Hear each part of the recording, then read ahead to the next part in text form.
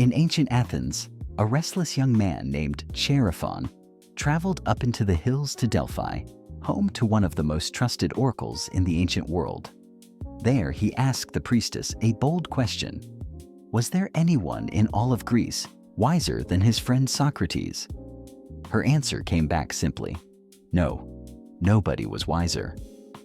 Socrates, hearing this, didn't quite believe it, and that small moment of disbelief is where one of philosophy's most famous ideas actually begins, an idea most people know today as, I know that I know nothing.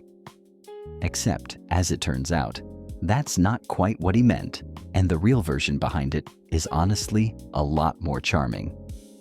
Socrates lived in Athens about 2,500 years ago, and he never wrote any of his own ideas down.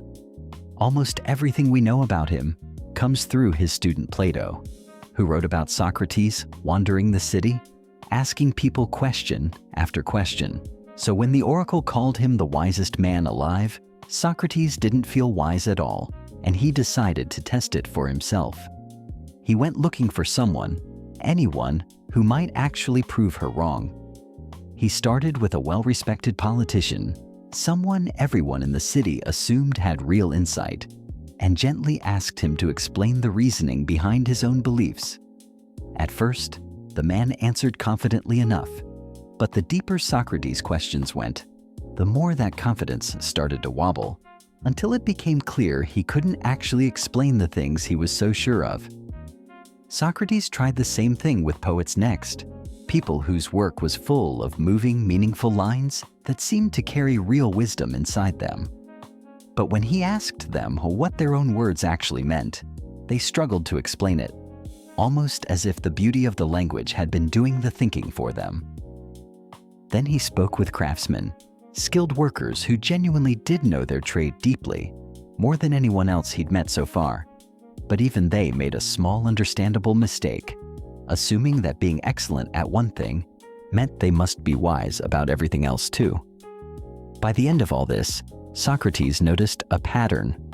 Almost everyone he met was sure of themselves, but that certainty rarely held up once you looked closely.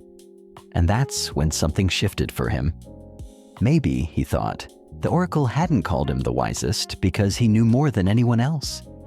Maybe it was because he was one of the only people willing to admit what he didn't actually know. That gentle, honest idea is where the famous quote seems to come from.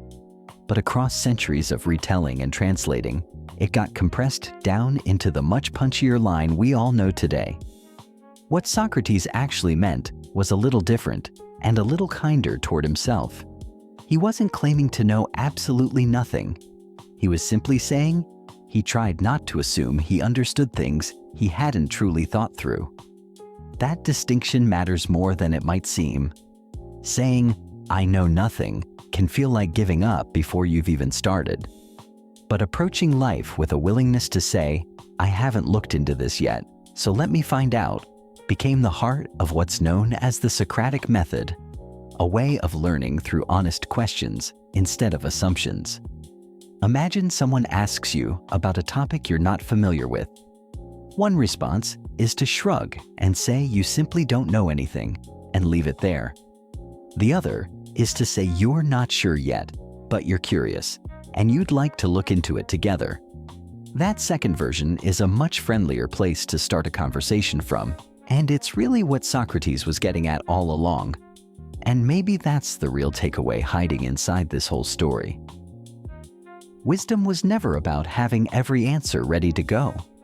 It was about staying curious enough to notice what you don't actually understand yet, and caring enough to go find out instead of pretending otherwise.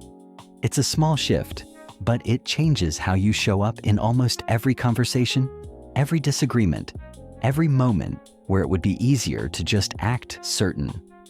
That's a quietly generous way to move through the world, questioning honestly, listening closely, and never assuming you're finished learning. Thanks for watching this video.